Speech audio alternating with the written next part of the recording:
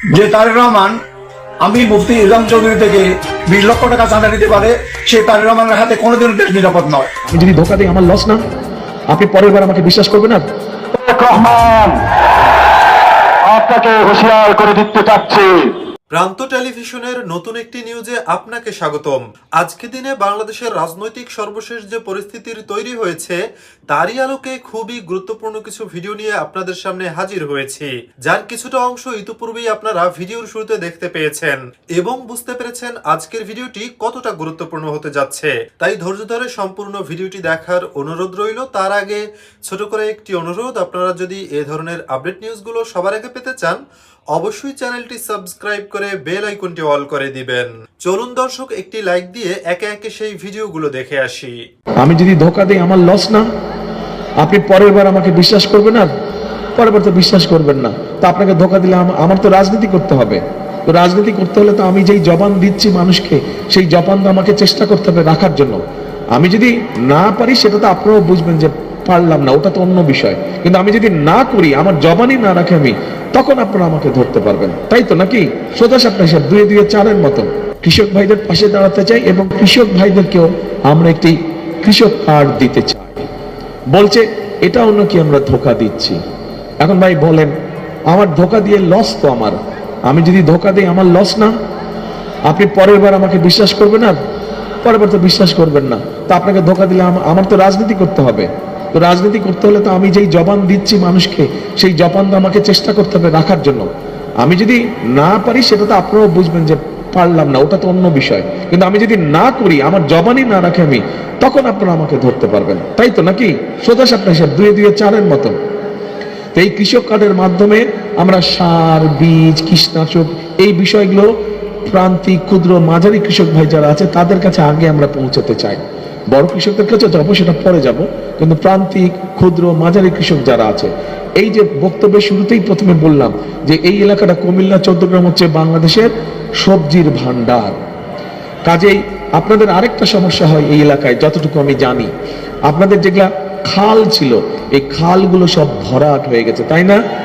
এবং এটার জন্য চাষবাস করতে অনেক সমস্যা হয়, পানির সমস্যা হয়। প্রিয় ভাই বোনেরা, আগামী 12 তারিখের নির্বাচনে ইনশাল্লাহ আল্লাহর রহমতে আপনাদের ভোটে বিএনপি নির্বাচিত হলে, সরকার গঠন করলে, আমরা এই প্রত্যেকটি খাল খনন শুরু করব। এখন আমাকে বলেন, ইনশাল্লাহ বেঁচে থাকলে বিএনপি ধানের শীষ সরকার গঠন করলে আমি এই 14 গ্রামে আসবো খাল খনন উদ্বোধন করার জন্য। কে কে থাকবেন আমার সাথে যখন আসবো? সবাই থাকবেন ইনশাআল্লাহ, ইনশাআল্লাহ, ইনশাআল্লাহ। এখন ভাইরা, গেল খাল খনন, গেল কৃষক কার্ড, গেল ফ্যামিলি কার্ড। এই যে আমার বক্তব্যের শুরুতে বললাম, এই এলাকায় অনেক শিক্ষা প্রতিষ্ঠান আছে, এলাকার মানুষ শিক্ষিত, অনেক শিক্ষিত মানুষ আছে, কিন্তু বড় একটা সমস্যা হচ্ছে বেকার সমস্যা, আছে না? অনেক আমাদের তরুণ সমাজের সদস্য, যুব সমাজের সদস্য, শুধু 14 গ্রাম না, এই সমস্যা সারা দেশে আছে, বেকার আছে। এই বেকারদেরকে আমরা এই বেকার আমাদের যারা তরুণ আছে, যুবক আছে না, এদেরকে আমরা বিভিন্ন ট্রেনিং, প্রশিক্ষণ দিতে চাই।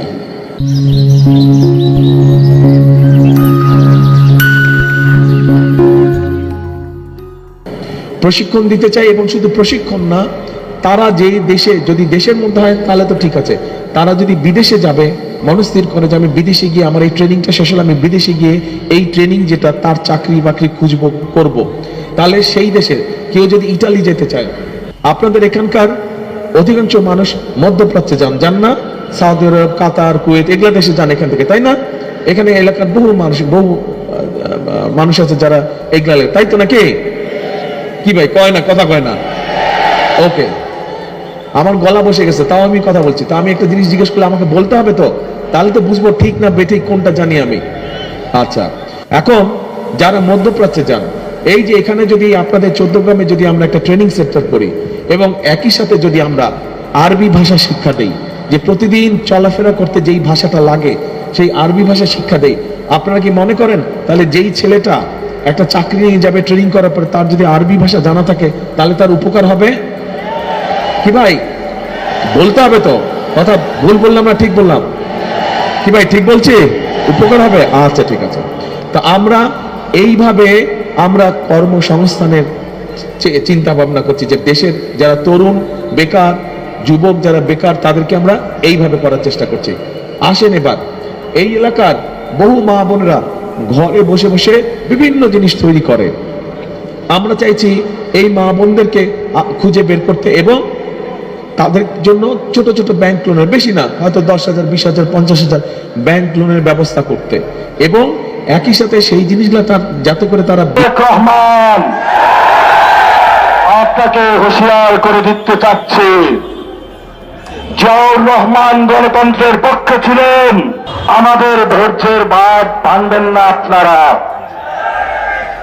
যদি ধৈর্যের বাঁধ বাঁধতে হয় তাহলে গণতন্ত্রের মধ্যে আসুন।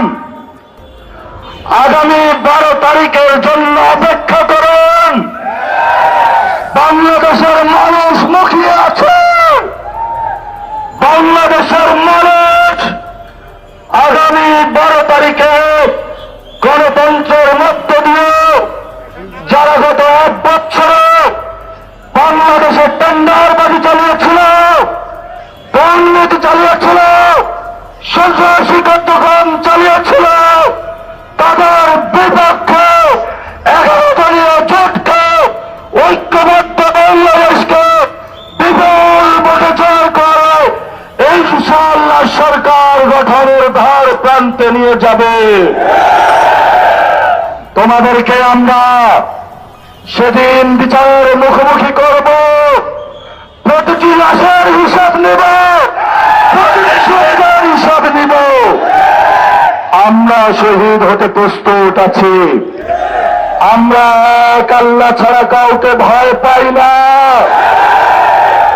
আমরা আজাদির পক্ষ, তোমরা গোলামীর পক্ষ।